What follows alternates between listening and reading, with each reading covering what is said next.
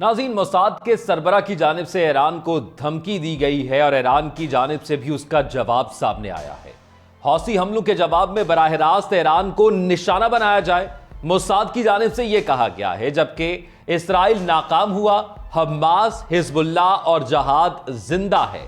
ایرانی supreme leader کا بڑا بیان سامنے آ گیا ہے۔ دوسری جانب بشار الاسد، جو کہ اپنے ملک سے بھی فرار ہے، اب اس کی اہلیہ اسما الاسد نے روسی عدالت میں شوہر سے علیحدگی کی درخواست دے دی ہے۔ ذرائع کی جانب سے یہ دعویٰ کیا گیا ہے کہ یہ درخواست اس کی بیوی کی جانب سے کیوں دی گئی ہے، آج آپ کو یہ بھی بتائیں گے۔ جبکہ ناظرین، ایک اور اہم معاملہ یہ آیا ہے کہ اردن میں زوردار دھماکوں کی گونج سنائی دی گئی ہے۔ یہ بڑا اہم معاملہ ہے کیونکہ یہ کہا جا رہا ہے کہ جو اسرائیل کا گریٹر اسرائیل پلان ہے، اس میں ممکنہ طور پر اگلا حملہ اردن میں ہو سکتا ہے، جبکہ غزہ پر اسرائیلی حملوں میں 29 فلسطینی شہید ہو گئے ہیں۔ حماس کا بھی متعدد اسرائیلی فوجی مارنے کا دعویٰ سامنے آیا ہے۔ حسن نصر اللہ نے پیجر دھماکہ اپنی آنکھوں سے دیکھا۔ موساد کے ایجنٹ کے ساتھ یہ ایک خفیہ گفتگو منظر عام پر آئی ہے۔ ناظرین، موساد کے سربراہ ڈیوڈ برنین نے سفارش کی ہے کہ یمن سے اسرائیل پر میزائل حملوں کے جواب میں حوثیوں کے بجائے ایران پر حملہ کیا جائے۔ برنیا نے سیکیورٹی کے حوالے سے بات چیت میں حالیہ دنوں میں اسرائیل پر حوثیوں کے حملوں کے تناظر میں یہ بیان دیا ہے۔ موساد کے سربراہ کے مطابق محض صنم کارروائی پر اکتفا نہ کیا جائے، بلکہ ایران پر براہ راست حملہ کیا جانا چاہیے۔ برنیا کا کہنا ہے کہ ہمیں سر کو کچلنا چاہیے۔ اگر ہم نے صرف حوثیوں کو نشانہ بنایا تو یقین سے نہیں کہا جا سکتا کہ ہم انہیں روکنے میں کامیاب ہو جائیں گے۔ اسرائیلی میڈیا کی رپورٹوں میں واضح کیا گیا ہے کہ نیتن یاہو حکومت آئندہ ماہ ٹرمپ کے سرکاری طور پر عہدہ سنبھالنے کی منتظر ہے، جس کے بعد وہ طے کرے گی کہ ایران کے ساتھ کس طرح نمٹنا ہے۔ اس سے قبل اسرائیلی وزیر اعظم نیتن یاہو نے اتوار کے روز کہا کہ اسرائیل یمن میں حوثی ملیشیا کے خلاف کارروائی جاری رکھے گا۔ انہوں نے ملیشیا پر الزام عائد کیا کہ وہ عالمی جہاز رانی اور بین الاقوامی نظام کے لیے خطرہ بن چکی ہے۔ اسرائیلی طیاروں نے جمعرات کے روز یمن میں توانائی کے بنیادی ڈھانچے اور بندرگاہوں کو نشانہ بنایا تھا۔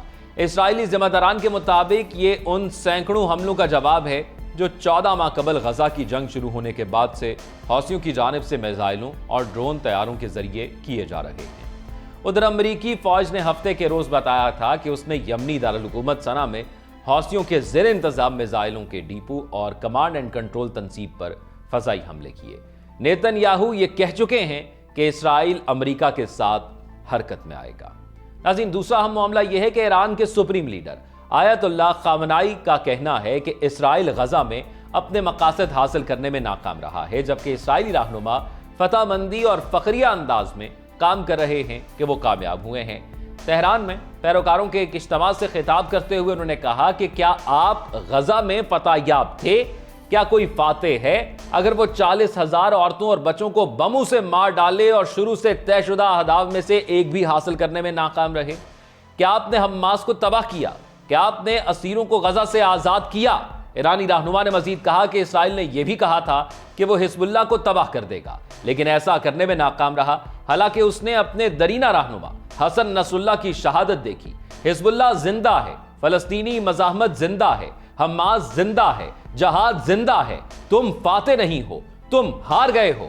خامنائی نے کہا کہ یہ بھی اسرائیل کے لیے کوئی فتح نہیں ہے کہ وہ شام کے وسیع رقبے پر قبضہ کر لے، کیونکہ اسے کسی مزاحمت کا سامنا نہیں کرنا پڑا۔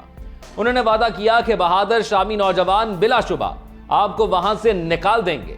اردن میں اتوار کے روز ہونے والے زوردار دھماکوں کی آوازوں نے 2 صوبوں زرقا اور مفرق کے بعض حصوں کو لرزا دیا ہے، یہاں تک کہ شہریوں نے اس کا اثر اپنے گھروں کے فرنیچر پر بھی محسوس کیا ہے۔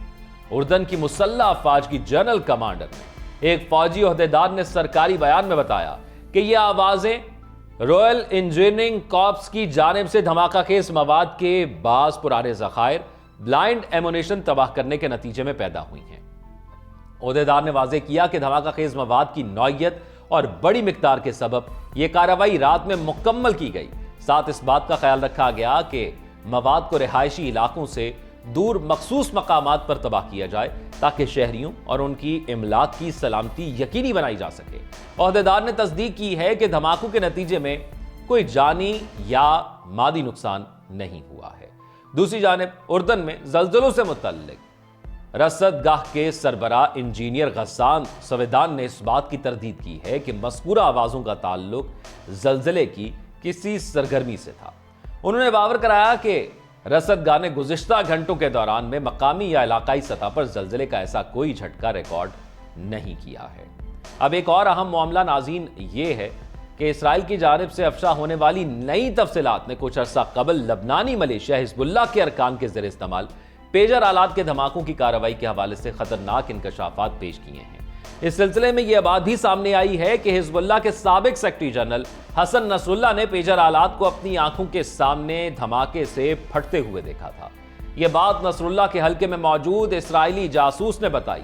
اس کے مطابق حزب اللہ کے سابق سربراہ نے جب اپنے کمرے میں پیجر آلات کے ذریعے اپنے کارکنان کو تکلیف میں مبتلا ہوتے دیکھا تو اسے موساد کی اس خفیہ کارروائی سے شدید تشویش کا اظہار کیا گیا۔ اسرائیلی جاسوس کے یہ انکشافات اسرائیلی ٹی وی نے جاری کیے ہیں۔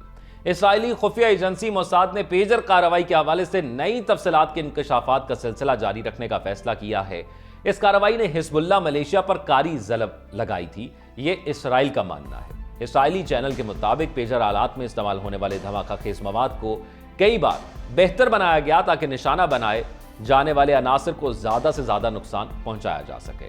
کارروائی کے مشکل ترین مرحلوں میں ایک مرحلہ حزب اللہ ملیشیا میں خریداری سے متعلق ملازمین کو پھسلانا تھا تاکہ وہ دھماکہ خیز پیجروں کے مخصوص ماڈل کی خریداری پر قائل ہو سکیں۔ اس حوالے سے موساد کی قائم کی گئی فرضی کمپنی نے اہم کردار ادا کیا۔ اس کے علاوہ وہ انٹرنیٹ اور سوشل میڈیا پر تھوڑی جعلسازی سے کام لیا گیا تاکہ حزب اللہ کو قائل کیا جا سکے کہ مذکورہ ماڈل کا پیجر واقعتاً موجود ہے اور اس کی خریداری سے وہ ماڈل کی خصوصیات اور سستی قیمت کا فائدہ اٹھا سکتے ہیں۔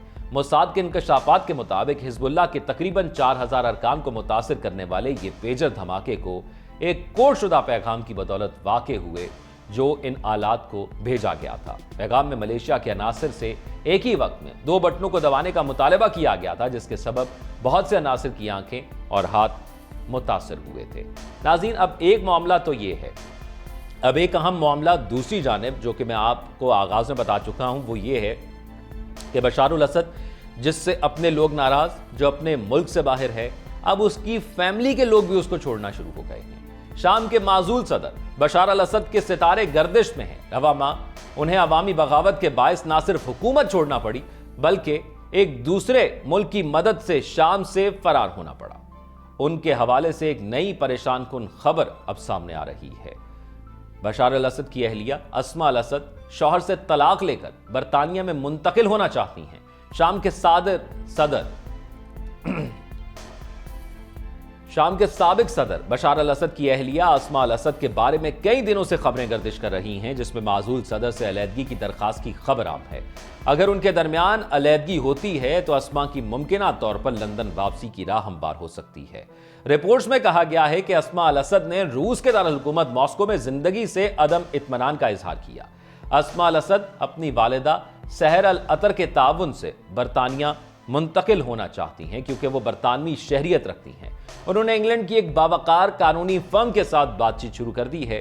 حقیقت یہ ہے کہ اسماء کو لیوکیمیا ہے جو ماسکو میں اس کی صحت کی مناسب نگرانی نہیں کی جا سکتی۔